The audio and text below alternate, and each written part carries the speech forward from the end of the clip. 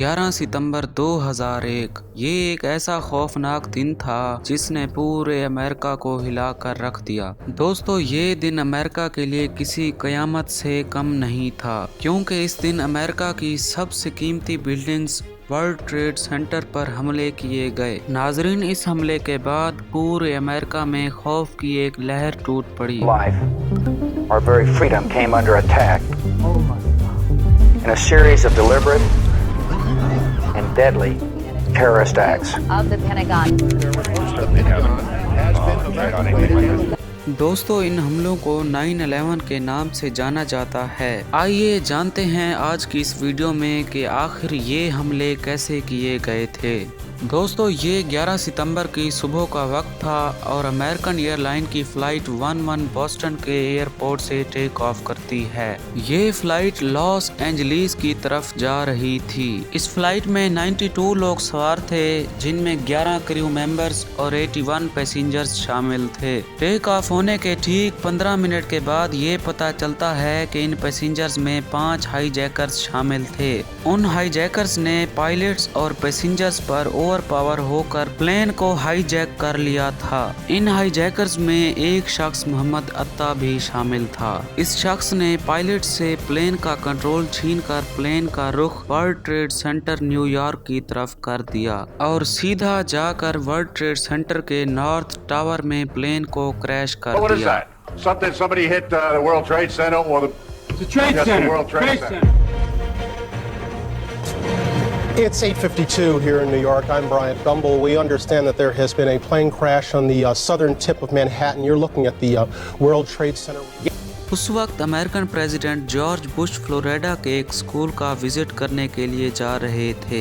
जब उनके white house के चीफ ऑफ स्टाफ ने प्रेसिडेंट को इस हादसे के बारे में बताया तो उन्हें इस बात का बिल्कुल भी यकीन नहीं हुआ। प्रेसिडेंट ने ये कहा कि पायलट को शायद हार्ट अटैक आया होगा, जिसकी वजह से प्लेन क्रैश कर गया। Small twin-engine prop plane crashed into one of the towers at the World Trade Center in New York City.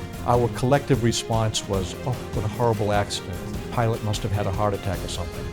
दोस्तों, ये कहानी अभी यहीं ख़त्म नहीं होती। इस हमले के ठीक 17 मिनट के बाद पता चलता है कि यूनाइटेड एयरलाइन की फ्लाइट 175 को भी 5 हाईजैकर्स ने हाईजैक कर लिया है। ये हाईजैकर्स पायलट से प्लेन छीनकर वर्ल्ड ट्रेड सेंटर के साउथ टावर में प्लेन को जाकर क्रैश कर देते हैं। अब तक वर्ल्ड ट्रेड सेंटर के दोनों टावर्स में प्लेन क्रैश किए जा चुके थे। उस वक्त यूनाइटेड स्टेट्स के प्रेसिडेंट स्कूल के क्लासरूम में बच्चों के साथ रीडिंग एक्सरसाइज करने में मसरूफ थे। उसी वक्त उनके चीफ ऑफ स्टाफ आकर प्रेसिडेंट को दूसरे हमले के बारे में बताते हैं। उसके अगले 7 मिनट तक प्रेसिडेंट क्लासरूम में बैठे रहते हैं और फिर बच्चों के साथ तस्वीरें बनवाकर वहां से चले जाते हैं। ये खबर अब पूरी दुनिया में फैल चुकी थी कि वर्ल्ड ट्रेड सेंटर पर अब तक 2 हमले किए जा चुके थे। इन हमलों के कुछ ही घंटों के बाद एक और खबर सामने आती है कि 2 और प्लेन को भी हाईजैक किया जा चुका है। उनमें से एक अमेरिकन एयरलाइन की फ्लाइट 77 थी, जो लॉस एंजलिस की तरफ जा रही थी। इस प्लेन में भी 5 हाईजैकर्स थे। दूसरी यूनाइटेड एयरलाइन की फ्लाइट 93 थी, जो कैलिफोर्निया की तरफ जा रही थी। इस प्लेन में 4 हाईजैकर्स थे। इन दोनों फ्लाइट को हाईजैकर्स अमेरिका के कैपिटल वाशिंगटन डीसी की तरफ टर्न कर देते हैं। इनमें से फ्लाइट 77 वाशिंगटन डीसी में मौजूद यूएस के डिफेंस की एक अहम बिल्डिंग, जिसको पेंटागन के नाम से भी जाना जाता है। ये हाईजैकर्स इस बिल्डिंग में आकर प्लेन को क्रैश कर देते हैं। Oh my goodness. Oh my goodness. We're looking at a live picture from Washington. And there is smoke pouring out of the Pentagon. It would appear that there has been another major explosion, this one in the nation's capital. इन 3 हमलों के बाद United states की तमाम airlines को emergency तौर पर बंद कर दिया जाता है। उसके बाद सुबह के 9:59 AM पर वर्ल्ड ट्रेड सेंटर के साउथ टावर में प्लेन क्रैश होने की वजह से ये टावर नीचे गिर जाता है। And this is the collapse. We're showing you, this is the collapse, ladies and gentlemen, on videotape. The collapse that just happened. Unbelievable. दोस्तों उसी वक्त चौथे प्लेन के बारे में भी काफी डर पैदा हो जाता है कि हाईजैकर्स उसे कहां क्रैश करवाएंगे।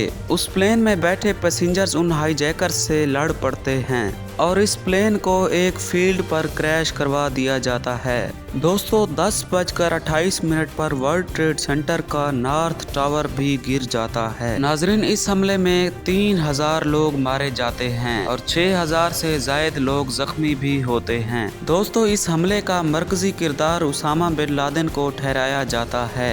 उसामा बिन लादेन ने ये एतराफ़ भी किया था कि अमेरिका मुसलमानों पर जुल्म ढा रहा है, इस वजह से उन्होंने ये हमले किए हैं। इन सब के बाद मई 2011 को यूएस अपने $बिलियन खर्च करके उसामा बिन लादेन को मार देते हैं। उम्मीद है कि ये वीडियो आपको पसंद आई होगी। इसको लाइक करके हमारे चैनल को सब्सक्राइब करना ना भूलें।